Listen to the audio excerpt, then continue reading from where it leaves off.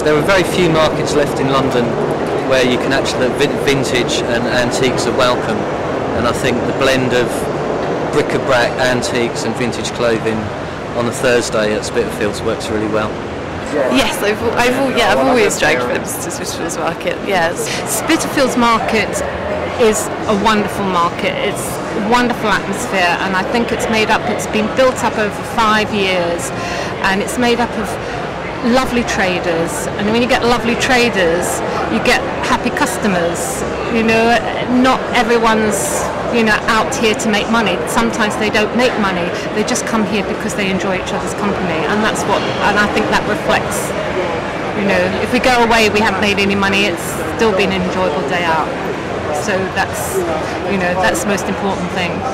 I mean, when you go to a shop, you either like it or you don't, and you buy it. There's nothing behind it.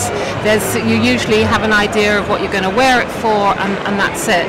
But when you buy vintage, there's something that's just a little bit different.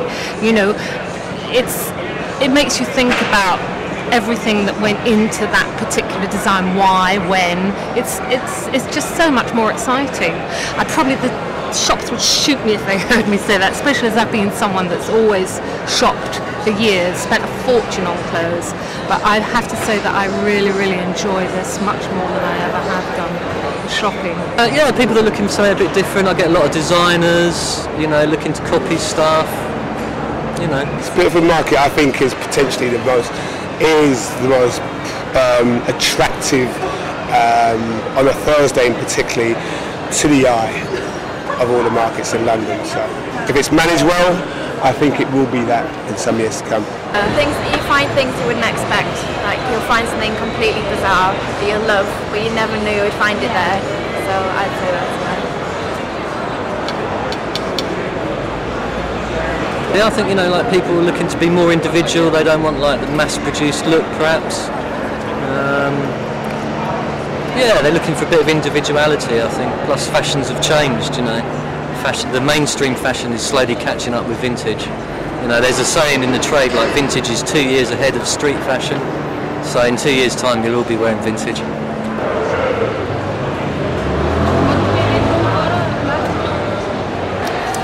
Just because there's such a range of things, like whatever style you are, you can find something for yourself. And also the people behind the counters are really nice. Yeah, everyone's really friendly, and you can always make an offer on stuff and it'll usually be accepted, which is good.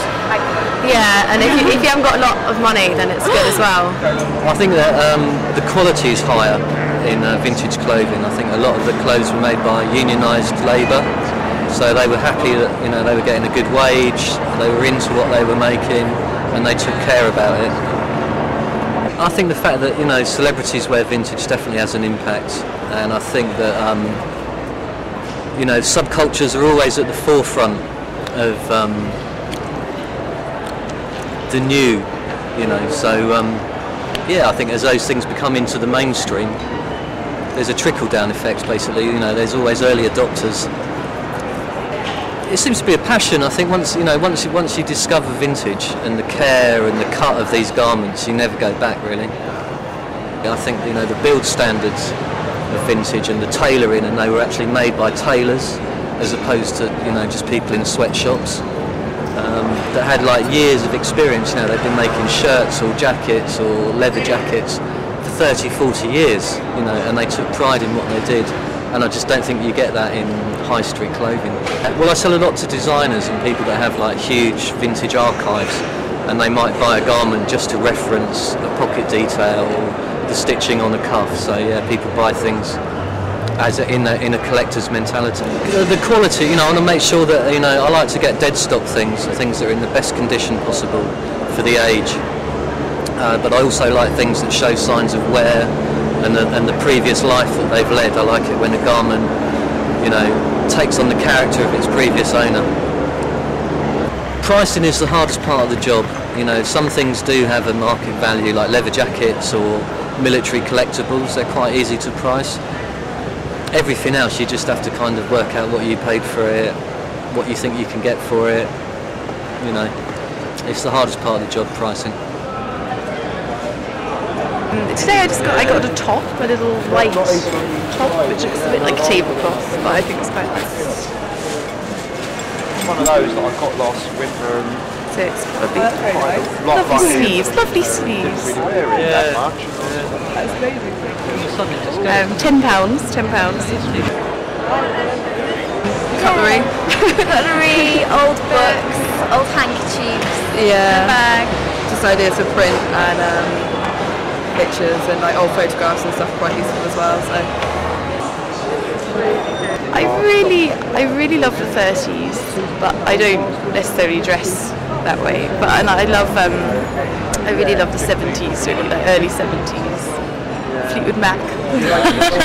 Stevie Nicks. Say. I was never a fur wearer, and I'm vegetarian and I love animals, but started doing vintage and looking at the quality, and I wouldn't recommend it. I wouldn't say use fur in fashion today, but if you want to use fur in fashion today, buy vintage and adapt. That's what's so lovely about vintage. You can use it. You can use what's gone past to make things fashionable today.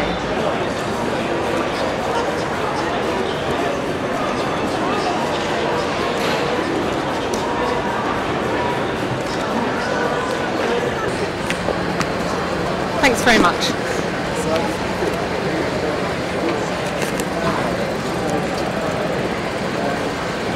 Okay, thank you. Do you want a bag for it? You'll be all right, will you? Good. 30, 35, 30, 35, 40, 55. I love that. I love the 50s. I don't really look like it today, but I just love the kind of the style. She's obsessed. She's owns her life. I don't know. I just love the simplicity and the kind of the cut of everything and how it's also structured, really. And I just think, I don't think people should lose touch with that sort of sense of history. But I studied costume design, so I spend my life looking at these things. But I think people just need to sort of stay in touch with what's been, rather than what's now.